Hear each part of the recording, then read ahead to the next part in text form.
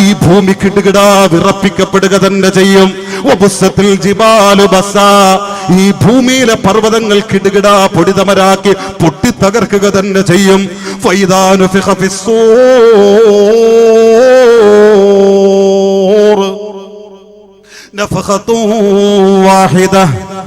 وحملت الأرض والجبال فدكتا دكة واحدة فيومئذ وقعت الواقعة وانشقت السماء فهي يومئذ واهية. സൂറത്തു അൽ-ഹാഖയിലൂടെ റബ്ബ് ഭയപ്പെടുത്തേ നമ്മളെ. ലോകാവസാനത്തിന്റെ വിപ്ലവത്തിന് ഒറ്റ വാക്കിലല്ല ഉത്തരം തരേ. ഫൈദാ നുഫിഖ ഫിസ്സൂർ, സൂറന്ന കാഹളത്തിൽ ഇസ്രാഫീൽ ഊതുന്നതോടുകൂടി വാഹിദ, ഒരൊറ്റ തവണ ഊതുന്നതോടുകൂടി വഹുമിലത്തിൽ അർളു, ഈ ഭൂമിയെ അന്തരീക്ഷത്തിന്റെ ഒരു കോണിലേക്ക് നമ്മൾ ഉയർത്തുന്നു. വൽജിബാൽ, ഭൂമിയിലെ പർവ്വതങ്ങളെ അന്തരീക്ഷത്തിന്റെ മറുകോടിലേക്കും നമ്മൾ ഉയർത്തുന്നു. എന്നിട്ട് അവകളെ പരസ്പരം അതിവേഗതയിൽ സഞ്ചരിപ്പിക്കുന്നു. മുഖാമുഖം മുട്ടുന്ന തരത്തിൽ പരസ്പരം തുല്യതയില്ലാത്ത വേഗതയിൽ അവകളെ പരസ്പരം സമാനതകളില്ലാത്ത വേഗതയിൽ സഞ്ചരിപ്പിക്കുന്നു. എന്നിട്ട് അന്തരീക്ഷത്തിന്റെ നമ്മൾ ഉദ്ദേശിക്കുന്ന ഒരു കോണിലെത്തുമ്പോ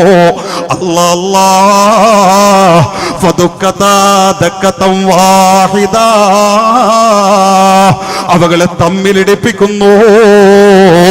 അവകളെ ഉഗ്ര വിസ്ഫോടനാത്മക ശബ്ദത്തോടെ തമ്മിലിടിപ്പിച്ച് ചിതറിക്കുന്നു.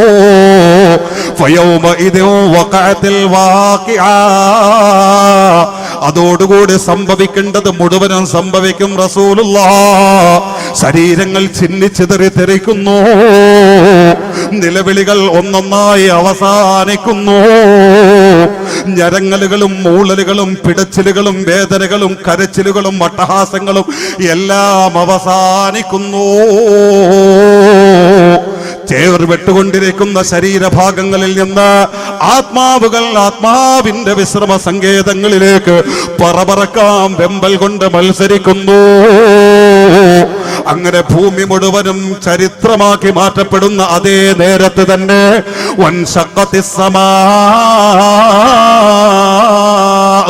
ഈ ആകാശം ഉഗ്ര വിസ്ഫോടന ശബ്ദത്തോടെ പൊട്ടിപ്പിളരും നബിയേ.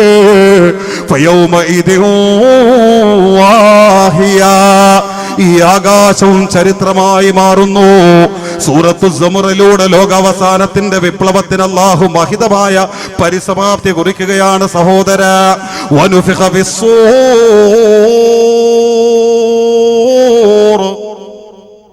ഫസഇഖ മൻ ഫിസ്സമാവാതി വമൻ ഫിൽ അർള് ഇല്ലാ മൻ ശാ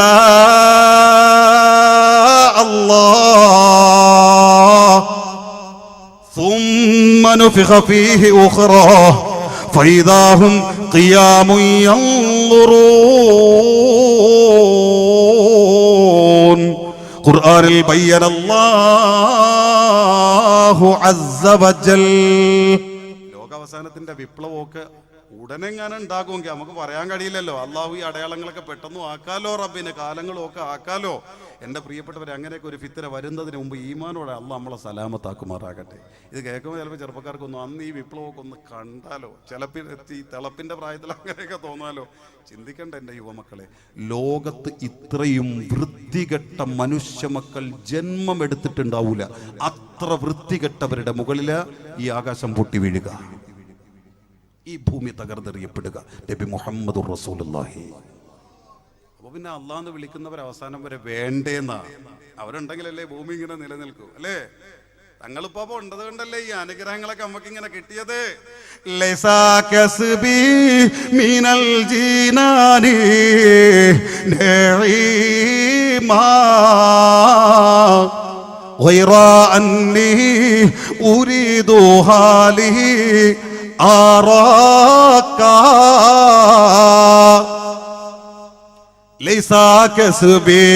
മിനൽ ജീനാനി നഈമാ ഗൈറ അന്നി ഉരീദു ഹാലി ആറാക. നെല്ലിക്കുന്നു പാപ്പയൊക്കെ അവർക്ക് അതൊക്കെ ഒരു ലഹരിയാ. പടച്ചവനെ, എന്റെ ഞാൻ വിഷയത്തിൽ നിന്ന് മാറുകയല്ല, സന്ദർഭോചിതമായി ഉണർത്തട്ടെ പ്രിയപ്പെട്ടവരെ. ഞാൻ ഒരു സുജൂദ് പോലും സ്വർഗം മോഹിച്ചിട്ട് ചെയ്തിട്ടില്ല റബ്ബേ. പാതിരാവിന്റെ ഇരുള പുതച്ചുകൊണ്ട് സമകാലിക ലോകം സുഖകരമായി ഉറങ്ങുന്ന, സ്വപ്നം കാണുന്ന ആനന്ദത്തിന്റെ പാതിരാത്രി പോലും, തണുപ്പ് പെയ്തുറങ്ങുന്ന നേരത്ത് പോലും വിറങ്ങലിച്ചുകൊണ്ട് തണുത്ത വെള്ളത്തിൽ വുളുവെടുത്തുകൊണ്ട് ഞാൻ നിനക്ക് വേണ്ടി ആരും അറിയാതെ തഹജ്ജുദ് നിസ്കരിച്ചിട്ടുണ്ട്. പക്ഷേ എന്റെ നിസ്കാരം നിന്റെ സ്വർഗം മോഹിച്ചിട്ടാണെങ്കിൽ എന്റെ നിസ്കാരം സ്വീകരിക്കരുതേ അല്ലാ. പരദാഹം കൊണ്ട് തൊണ്ട പൊട്ടുന്ന പകലിന്റെ ഉച്ചനേരത്ത് പോലും നിനക്ക് വേണ്ടി നോമ്പെടുത്ത് ഞാൻ സഹിച്ച് കടന്നുകൂടിയിട്ടുണ്ട്. ആ നോമ്പ് കൊണ്ട് ഞാൻ ലക്ഷ്യം വെച്ചത് നിന്റെ സ്വർഗത്തിന്റെ വെണ്ണക്കൊട്ടാരമാണെങ്കിൽ എന്റെ നോമ്പ് സ്വീകരിക്കരുതേ അല്ലാ. ലോകമറിയാതെ ഞാൻ ഒരുപാട് നന്മകൾ ചെയ്തിട്ടുണ്ട്. എന്റെ കൂടെ ജീവിച്ച ഭാര്യ പോലും അറിയാതെ ആ നന്മകൾ കൊണ്ട് നിന്റെ പരിശുദ്ധമായ സ്വർഗത്തിന്റെ ഹൈമകളെങ്ങാനോ, സ്വർഗത്തിന്റെ സർപ്പ സൗന്ദര്യ തിടമ്പുകളാകുന്ന ഹൂർലീങ്ങളെങ്ങാനും എന്റെ മനസ്സിനകത്ത് വന്നിട്ടുണ്ടെങ്കിൽ എന്റെ ദാനധർമ്മങ്ങളെ സ്വീകരിക്കരുതേ അല്ലാ.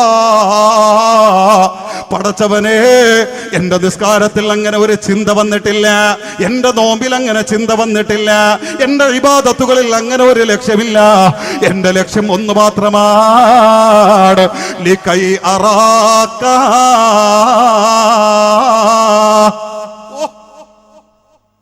നീയാണ് എന്റെ ലഹരി, നീയാണ് എന്റെ ലഹരി. നിന്നെ തരണേ പടച്ചവനെ, നീ അകലരുതേ റബ്ബേ, നീ പിണങ്ങരുതേ റബ്ബേ.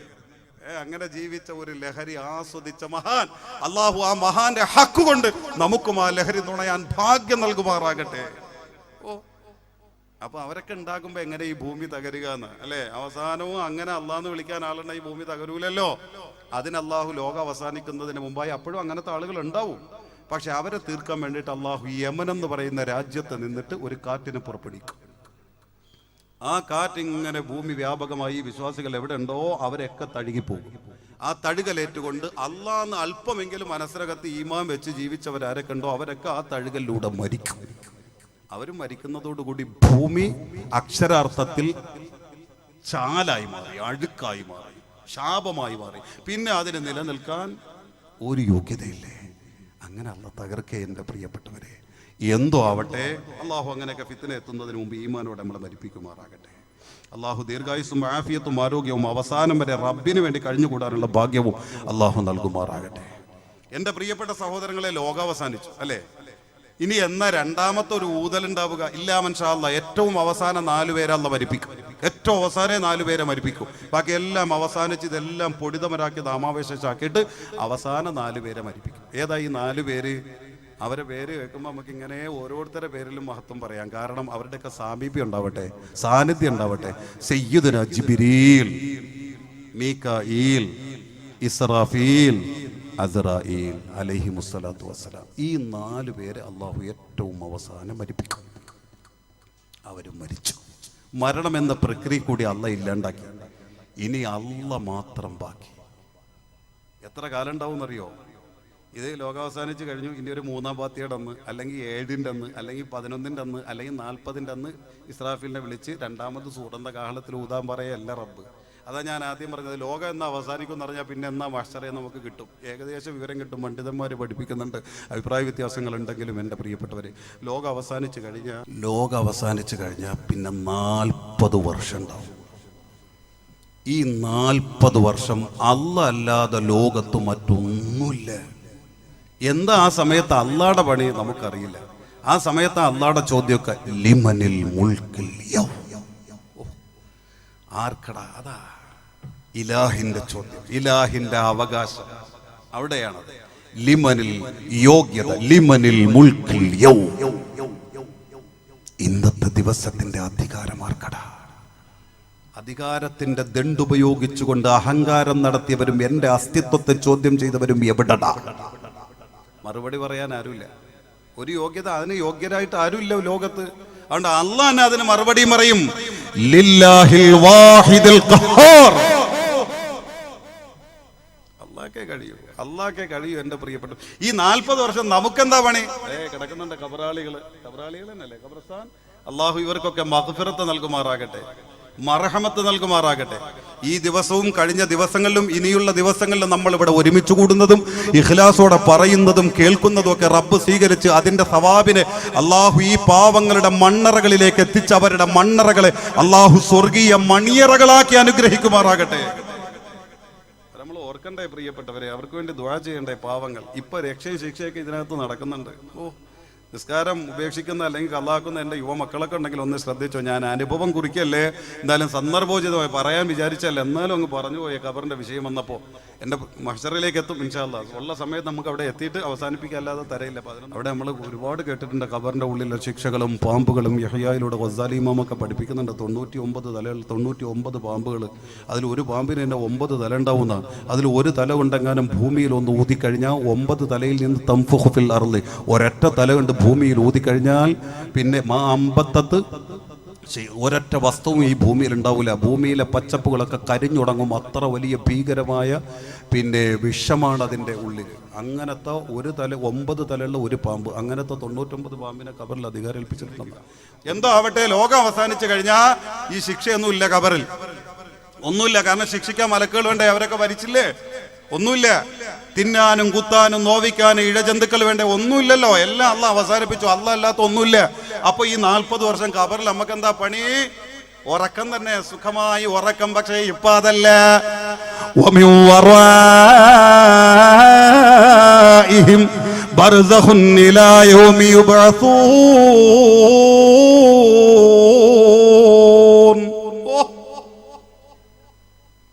ഇതിനപ്പുറം വേറെ പറയാറില്ല പ്രിയപ്പെട്ടവരെ. ഖബറ്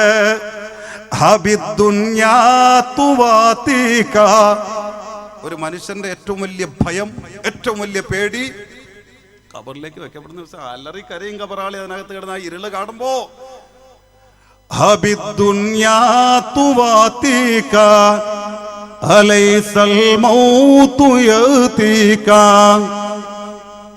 فدار ما لها من باب ولا عوض إلى الأحباب وما فيها من الأصحاب سوى الخيرات والإحسان فأين الأم والجندات وأين الأخ والأخوات وأين الزوج والزوجات وأين الغل والغلمان. ഇത് രസിക്കേണ്ട ബൈത്തല്ല സഹോദരാ. അല്ലാഹുവിന്റെ മുത്തുനബിയുടെ ഹദീസുകളെ കവിതാ ശകലങ്ങളാക്കി മഹാരഥന്മാര് നമ്മെ പഠിപ്പിച്ചതാ. ഖബറിന്റെ ഉള്ളറയിലെ നിലവിളിയാടുമ്മ. എന്റെ പ്രിയപ്പെട്ട സഹോദരാ, മസ്റയിലേക്ക് കടക്കുന്നത് മുമ്പ് നിന്റെ വെള്ള പുതയ്ക്കപ്പെട്ട നിർജീവമായ വടി പോലത്തെ തണുത്തുറഞ്ഞ ശരീരമില്ലേ? ഈ ശരീരത്തെ കൊണ്ടുവന്നുകൊണ്ട് ഈ പള്ളിയുടെ ഉള്ളറയിൽ വെച്ച് മയ്യത്ത് നിസ്കരിച്ചതിന് ശേഷം ഈ വിശാലമായ ഖബർസ്ഥാന എവിടെയെങ്കിലും നിനക്ക് നിശ്ചയിക്കപ്പെട്ട കുടിമാടത്തിന്റെ ഉള്ളറയിലേക്ക് നിന്നെ കുടിച്ചു മൂടിക്കഴിഞ്ഞാൽ ആ ഖബറിന്റെ ഉള്ളറയിൽ ഒറ്റയ്ക്ക് കിടന്ന് നീ നിലവിളിക്കുന്ന നിലവിളിയാ. ഫൈനൽ ഉമ്മു വൽ ജന്ദാത്ത് وأين الأخ والأخوات وأين الزوج والزوجات وأين الغل والغلمان. ഇതെന്തൊരു ഇരുളാണല്ലാ, ഇതെന്തൊരു ഇരുളാണല്ലാ, ഇതെന്തൊരു ഏകാന്തതയാണല്ലാ. ഞാൻ അറിഞ്ഞതിനേക്കാൾ എത്രയോ ഭീകരമാണ്. ഒരു നിമിഷം ഇതിനകത്ത് കഴിയാൻ എനിക്ക് കഴിയുന്നില്ല റബ്ബേ. എന്റെ ഉമ്മ എവിടെ? എന്റെ ബാപ്പ എവിടെ? എന്റെ മക്കൾ എവിടെ? എന്റെ സഹോദരൻ എവിടെ? ഇന്നലെ വരെ പേടിക്കണ്ട പെണ്ണേ, ഏതറ്റം വരെയും നിനക്ക് സമാധാനം തന്ന് ഞാൻ ഉണ്ടാകുമെന്ന് തല പിടിച്ചുകൊണ്ട് തോളത്തേക്ക് ചേർത്ത് പിടിച്ച് തലോടിക്കൊണ്ട് എനിക്ക് സമാധാനം തന്ന എന്റെ പ്രിയപ്പെട്ട ഭർത്താവ് എവിടെ? അല്ലാ, എന്റെ വിളി അവരാരും കേൾക്കുന്നില്ലല്ലോ. അല്ലാ, ഞാൻ മരിക്കാൻ എന്റെ കുടുംബം കാത്തിരുന്നു, ഞാൻ മരിക്കാൻ എന്റെ ഭർത്താവ് കാത്തിരുന്നു, ഞാൻ മരിക്കാൻ എന്റെ മക്കള് കാത്തിരുന്നു, ഞാൻ മരിക്കാൻ എന്റെ ഭാര്യ കാത്തിരുന്നു, ഞാൻ മരിക്കാൻ എന്റെ കൂട്ടുകാരെ കാത്തിരുന്നു. ഈ പ്രേത ശരീരങ്ങൾക്ക് നടുത്തളത്തിൽ അവരെന്നെ തനിച്ചാക്കി കുഴിച്ചിട്ട് കളഞ്ഞല്ലോ. അല്ലാ, ഒന്ന് ചെന്ന് ചേരാനോ, അവരെ വിളി കേൾക്കാനോ, അവരുടെ ഒരു സമാധാനത്തിന്റെ ധൈര്യം കിട്ടാനോ ഒരു വഴിയുമില്ലല്ലോ. അല്ലാ, ഖബറിലേക്ക് പ്രവേശിക്കപ്പെടുന്ന ദിവസം ഖബറിന്റെ ഇരുള് കണ്ടുകൊണ്ട് ഖബറാളി നിലവിളിക്കുമെന്ന് അബൂ റബിയല്ല പഠിപ്പിക്കുന്നതും, അബൂ റബിയല്ല പഠിപ്പിക്കുന്നത് സഹോദരാ. അതുകൊണ്ട് ചിന്തിച്ചെടുത്തു, വിചാരിക്കുന്ന കേവലമല്ല ഖബറ്, എല്ലാരും മരിക്കുമല്ലോ, അതുപോലെ ഞാനും മരിക്കുമല്ലോ. ഒരു പ്രഹസനമാക്കി കരുതണ്ട പൊന്നുമോനെ. നിനക്ക് ആത്മാവിന്റെ ചെവിയുണ്ടെങ്കിൽ, നിന്റെ ആത്മാവിന്റെ ചെവിക്ക് കേൾക്കാനുള്ള ത്രാണിയുണ്ടെങ്കിൽ ഈ ആത്മാവുകളോട് ചോദിച്ചു നോക്ക്, മണ്ണറകളിൽ അവരെന്തൊക്കെയാ അനുഭവിക്കുന്നതെന്ന്, എന്തൊക്കെയാണ് അവർ രുചിപ്പിക്കപ്പെടുന്നതെന്ന്, എന്തൊക്കെയാണ് അവരുടെ ആത്മാവിന്റെ മറയില്ലാത്ത കണ്ണിലൂടെ കാണുന്നതെന്ന് നീ ചോദിക്ക് പൊന്നുമോനെ. ചങ്ക് പൊട്ടി വീഴും നീ ഇവിടെ, ഭ്രാന്ത് പിടിച്ചു പോകും പേടിച്ചരുണ്ടെങ്കിൽ. ഒരു ഖബറ് വരാറുണ്ടെന്നുള്ള സത്യം മറക്കണ്ട. അമാ വല്ലാഹി ലൗ അലിമൽ അനാമോ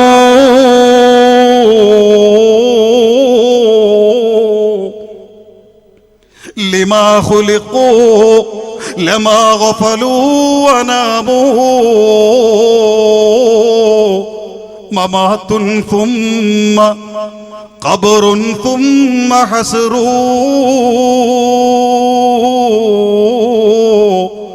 വതൗബീഖു വഅഹ്വാലുൻ ഇളാമൂ. അല്ലാഹു നമ്മുടെ ഖബറുകൾക്കൊക്കെ മഗ്ഫിറത്ത് നൽകുമാറാകട്ടെ. നെല്ലിക്കുന്ന് ഉപ്പാപ്പാടെ കൂട്ടും ശഫാഅത്തും സഹായവും അല്ലാഹു അവർക്ക് എത്തിച്ചു കൊടുക്കുമാറാകട്ടെ. അവരുടെ ഖബറുകൾ വെളിച്ചമാകുന്ന നല്ല അമലാക്കി അല്ലാഹു സ്വീകരിക്കുമാറാകട്ടെ. എൻ്റെ പ്രിയപ്പെട്ട സഹോദരങ്ങളെ, സമയം അധികമില്ല. അങ്ങനെ ഇപ്പൊ രക്ഷ ശിക്ഷയൊക്കെ ഉണ്ട്. പക്ഷേ ഈ ലോകം അവസാനിച്ചു കഴിഞ്ഞാൽ പിന്നെ 40 വർഷം ഇതൊന്നുമില്ല. സുഖമായ ഉറക്കം, ഉറക്കം തന്നെ ഉറക്കം. ഉറക്കത്തിന്റെ ഒരു അവസ്ഥയാ. ഇടയ്ക്ക് ഉണരൂല, ഭയപ്പെടുന്ന സ്വപ്നം കാണൂല, പെടയൂല, ഒന്നുമില്ല, ഒരു ശബ്ദവും ഇല്ലാത്ത സുഖമായ ഉറക്കം. എത്ര നാളാ? 40 വർഷം. ഉണ്ടല്ലേ വലിയ മഹത്തുക്കളും സൂഫിയാക്കളൊക്കെ പറയുന്നത്, ഖബറിൽ ഉറങ്ങാൻ സമയമുണ്ട്, ഇവിടെ എനിക്ക് ഉറങ്ങണ്ട, ഇവിടെ എനിക്ക് ദീനിന് വേണ്ടി ജീവിക്കണം, അള്ളാഹ്ക്ക് വേണ്ടി ജീവിക്കണം, എനിക്ക് അള്ളാഹയെ അറിയണം, എനിക്ക് ഇവിടെ വിശ്രമം വേണ്ട, എനിക്ക് ഖബറിൽ എന്ത് വിരിപ്പ് കിട്ടുമോ അത് മതി ഇവിടെ. അല്ലേ? ജുനൈദുൽ ബഗ്ദാദി തങ്ങളെ പോലുള്ളവർ ഖബറിൽ എനിക്ക് വിരിപ്പില്ല, ഇവിടെ ഭൂമിയിൽ എനിക്ക് വിരിപ്പ് വേണ്ട. ഖബറിൽ എനിക്ക് അലങ്കാരങ്ങളില്ല, ഭൂമിയിൽ എനിക്ക് അലങ്കാരങ്ങൾ വേണ്ട. ഭൂമിയിൽ ഖബറിൽ ഞാൻ ഒറ്റയ്ക്ക്, ഇവിടെ എനിക്ക് ഒറ്റയ്ക്ക് മതി. കാരണം എനിക്ക് അവിടെ കഴിയണം. പിന്നെ ഉറക്കവും വിശ്രമവും സുഖവും അത് ഖബറിൽ മതി. എനിക്ക് അവിടെ അവസരമുണ്ട്. 40 വർഷം കിടക്കല്ലേ ഉറങ്ങാൻ. എനിക്കും ഉറങ്ങാൻ, നിങ്ങൾക്കും ഉറങ്ങാൻ പ്രിയപ്പെട്ടവരെ. പക്ഷേ അതിന് മുമ്പ് എന്താണാവോ അള്ളാഹു ഖബറൊക്കെ വിശാലാക്കി തരുമാറാകട്ടെ. ഈ 40 വർഷം കഴിയുമ്പോൾ ഏറ്റവും അവസാനം മരിപ്പിച്ച 4 മലക്കുകളെ അള്ളാഹു ആദ്യം ജീവിപ്പിക്കും. നേരത്തെ പറഞ്ഞ സയ്യിദുനാ ജിബ്രീൽ, സയ്യിദുനാ മീകായിൽ, സയ്യിദുനാ ഇസ്റാഫീൽ, സയ്യിദുനാ അസ്റായീൽ. അള്ളാഹു അവരുടെ സാമീപ്യമുള്ള മജ്ലിസാക്കുമാറാകട്ടെ. ഇവരെ ജീവിപ്പിക്കും. എന്നിട്ട് ബുറാഖ് ഉണ്ടല്ലോ, നമ്മൾ കേട്ടിട്ടുള്ള ബുറാഖ്, മേറാജിന്റെ അന്ന് നബിത്തങ്ങൾ പോയ ബുറാഖ്, ആ ബുറാഖിനെയും അള്ളാഹു തആല പുനർജീവിപ്പിക്കും. എന്നിട്ട് ലിവാ ഉൽ ഹംദ് എന്ന പതാക ജിബ്രീലിന്റെ കൈ കൊടുക്കും. എല്ലാ പ്രവാചകന്മാർക്കും അന്ന് അവിടെ പതാക ഉണ്ടാവും. ഈ പതാക കൈ കൊടുക്കും. അങ്ങനെ പതാകയും കൈ കൊടുത്തിട്ട് രാജകിരീടം, താജുൽ അത്ഖിയ എന്ന കിരീടവും നൽകിയിട്ട് നേരെ പറഞ്ഞു വിടും. എവിടെ? ഇലാ ഹളറത്തി റസൂലില്ലാഹി. നബിയുടെ പവർ അറിയുന്നത് അപ്പോഴാ. സയ്യിദുനാ വ ഹബീബുനാ റസൂലുള്ളാഹി. ഈ മജ്ലിസും ഈ പറച്ചിലും ആവേശമുള്ള സ്വലാത്തുമൊക്കെ അള്ളാഹു പുണ്യ റൗളയിലെ മുത്ത് റൂഹിയായ പിതാവിൻ്റെ ഹളറത്തിൽ അള്ളാഹു എത്തിച്ചു കൊടുക്കുമാറാകട്ടെ. അവിടെ നിന്ന് കണ്ട് സന്തോഷിക്കുന്ന നല്ല അമലാക്കുമാറാകട്ടെ. അവിടെ ചെല്ലും, നബിയെ വിളിക്കാൻ പറയും. റൗളയിൽ നിന്ന് മുത്ത് റസൂലുള്ളാഹിനെ വിളിക്കും. നബി തങ്ങൾ എഴുന്നേക്കും, ഈ കിരീടമണിക്കും, ലിവാ ഉൽ ഹംദ് എന്ന പതാക നൽകും, ബുറാക്കിന്റെ പുറത്ത് കയറാൻ പറയും. പക്ഷെ ബുറാക്ക് സമ്മതിക്കൂല. ബുറാക്കിനെ അറിയില്ല ഇത് മുഹമ്മദ് നബിയാണ് സല്ലല്ലാഹു അലൈഹി വസല്ലം. ബുറാക്ക് പറയും, എൻ്റെ മുകളിൽ ഇന്നത്തെ ദിവസം ആരും കയറാൻ പാടില്ല.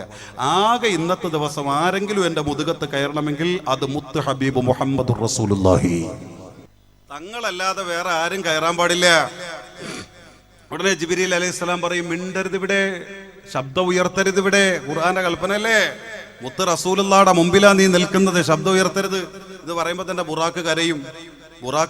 എന്നിട്ട് നബിയോട് പറയും, നബിയെ മഹ്ശറിലെ തിരുമുറ്റത്തേക്കായി വിളിക്കുന്നത്, അതുകൊണ്ട് അവിടെ നിന്ന് എന്നെ അള്ളാഹുടെ മുമ്പിൽ നിന്ന് സലാമത്താക്കുമെന്ന് ഒരു ഉറപ്പ് തരണം, അങ്ങക്ക് അതിന് കഴിയും. മുത്തുനബി ഉറപ്പ് കൊടുക്കും. മുത്തുനബി അതിന്റെ മുകളിൽ കയറ്റും. ഇന്നത്തെ ബൈത്തുൽ മുഖദ്ദസിന്റെ ഓരത്തുണ്ടൽ ജെറൂസലേം, അതിന്റെ ഓരത്തുള്ള ഖുബ്ബത്തു സഹ്റായിന്റെ സമീപത്തെ നബി തങ്ങളെ ആദരിച്ചു നിർത്തും. അവിടെ ഇരുത്തും. നബി തങ്ങൾക്ക് പാദസേവം ചെയ്ത് ഖാദിമായി സയ്യിദുനാ ജിബ്രീൽ. എന്നിട്ടാ ഇസ്രാഫീലിനോട് പറയുക, രണ്ടാമത് സൂറന്ന കാഹളത്തിൽ ഊതാൻ. നെല്ലിക്കുന്നുകാരൊക്കെ ഉറക്കത്തിലാപ്പഴേ, അബൂറബി ഉറക്കത്തിലാപ്പഴേ. സൂറന്ന കാഹളത്തിൽ രണ്ടാമത് ഊതുന്നതോടുകൂടി ഏത് കുടിമാടത്തിൽ നമ്മുടെ ശരീരങ്ങളുടെ ഭൗതിക ജഡങ്ങൾ അലിഞ്ഞളിഞ്ഞു ചേർന്നുവോ ആ ശരീരങ്ങളൊക്കെയും ഖബറിൽ പുനരാവിഷ്കരിക്കപ്പെടും. ഒരു പോറല് പോലും ഇല്ലാതെ, ഒരു രോമത്തിന് പോലും കേടില്ലാതെ ഈ ശരീരം ഈ ഖബറിന്റെ ഉള്ളറയിൽ പഴയതുപോലെ എത്തും, സൃഷ്ടിക്കും. ഈ റൂഹിനെ, എൻ്റെ റൂഹിനെ എൻ്റെ ശരീരത്തിൽ എത്തിക്കും.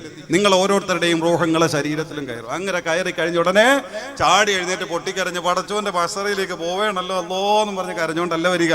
പിന്നെ എങ്ങനെ വരിക? അല്ലാഹുവിന്റെ ഖുർആൻ ഖാലൂ യാ വൈലനാ മൻ ബഅസനാ മിൻ മർഖദിനാ هذا ما وعد الرحمن وصدق المرسلون.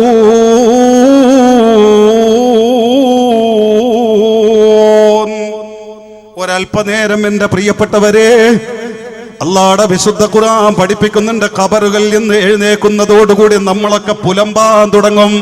ഖാലൂ, അവര് പറയും, നബിയെ, യാ വൈലനാ മൻ ബഅസനാ മിൻ മർഖദിനാ. ഇതൊരു നല്ല ഉറക്കമായിരുന്നു. 40 വർഷത്തെ ഉറക്കല്ലേ, നല്ല സുഖമുള്ള ഉറക്കം. ഈ ഉറക്കിന്റെ ആലസ്യത്തിൽ നിന്ന് ഉണരുമ്പോ കാക്കാടെ വിചാരം വീട്ടിൽ കിടക്കണമെന്ന, ഇല്ലെങ്കിൽ ഈ വാക്ക് പറയോ? ഉമ്മയുടെ വിചാരം വീട്ടിൽ കിടക്കണമെന്ന, ഇല്ലെങ്കിൽ ഈ വാക്ക് പറയില്ല. മഹ്ശറയാണെന്ന് ബോധമുള്ള ഒരാള്, എന്റെ പ്രിയപ്പെട്ട സഹോദരങ്ങളെ, ആ വിചാരത്തിൽ കിടന്ന് പറയും, ഛേ നല്ല സുഖമുള്ള ഉറക്കായിരുന്നു, ആരാടാ ഈ ഉറക്കിൽ നിന്ന് എന്നെ വിളിച്ചുണർത്തിയത്? ഈ സമയത്ത് ഈമാനോടെ മരിച്ച ഉൾവിളിയുള്ള മുത്തഖീങ്ങൾ തിരിച്ചു പറയും, പൊന്നുമോനെ, നമ്മളെ തങ്ങളുപ്പാപ്പയെ പോലുള്ള വലിയ മഹത്തുക്കൾ നമ്മളോട് പറയും, ഒന്ന് ചിന്തിച്ചു നോക്ക്, നീ എവിടാ കിടക്കുന്നതെന്നറിയുമോ?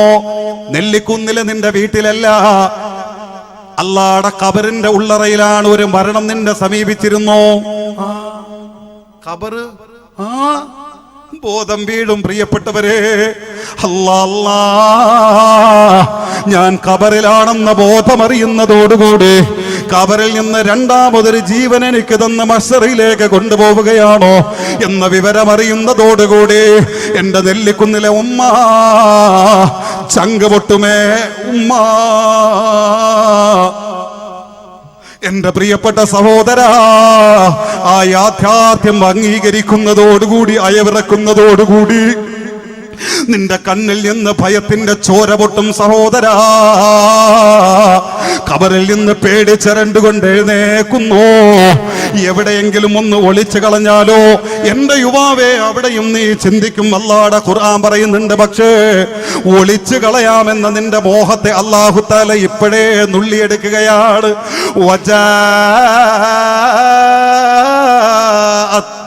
കുല്ലു നഫ്സിൻ മഅഹാ സായിഖും വശഹീദ്. നെല്ലിക്കുന്നിലെ ഏതെങ്കിലും ഒരു മനുഷ്യൻ അല്ലാഹു ജീവൻ തരണമെങ്കിൽ, നെല്ലിക്കുന്നിലെ ഏതെങ്കിലും ഒരു ഖബർ അല്ലാഹു തുറക്കണമെങ്കിൽ 2 മലക്കുകളുടെ സാമീപ്യം അവിടെ വേണം. പ്രിയപ്പെട്ടവരെ, 2 മലക്കുകളുടെ സാന്നിധ്യമില്ലാതെ ഒരു ഖബറും അല്ലാഹു തുറക്കൂല. ഉമ്മ, ഒരു ഖബറും അല്ലാഹു തുറക്കൂല. സഹോദരാ, ഏതാണ് ഈ 2 മലക്കെന്നറിയുമോ? ഒരു മലക്ക് നിന്നെ റബ്ബിന്റെ സമക്ഷത്തിലേക്ക് കൊണ്ടുപോകാനുള്ള മലക്കാ സായിഖ്. നിന്നെ വഴിതെളിച്ച് റബ്ബിന്റെ ഹിസാബിന്റെ ലോകത്തേക്ക് സാഹിറ എന്ന ആ സ്ഥലത്തിനുള്ള പേരിട്ടിരിക്കുന്നത്.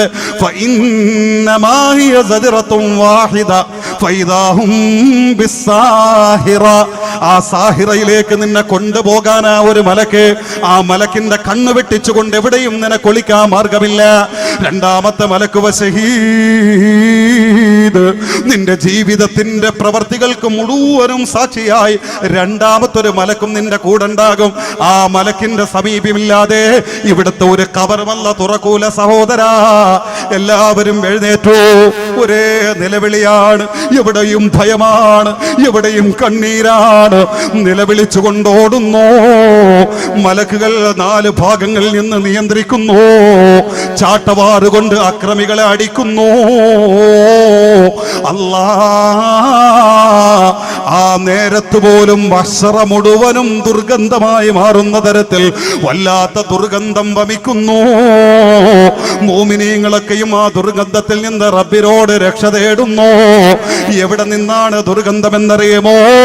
5 രൂപയ്ക്കും 10 രൂപയ്ക്കും ശരീരത്തിന്റെ മാംസം വിൽക്കുന്ന വേശ്യപ്പെണ്ണുങ്ങളില്ലേ, അവരെ ശരീരങ്ങളോട് വൈകാരികമായി തോന്നുന്ന അഭിരമത്തിന്റെ പേരിൽ ചെയ്തു കൂട്ടുന്ന വിക്രമങ്ങളില്ലേ, വ്യഭിചാരമാകുന്ന അതിക്രമമില്ലേ, ആ വ്യഭിചാരം പ്രവർത്തിച്ചവരാരോ, തൗബ ചെയ്യാതെ മരിച്ചവരാരോ, അവരെ കണ്ണുനീര് റബ്ബ് സ്വീകരിക്കപ്പെടാത്ത തരത്തിൽ മരിച്ചവരാരോ, അവരെ ഔറത്തിന്റെ ഭാഗത്ത് നിന്ന് ചീഞ്ചലം വമിക്കുന്നു.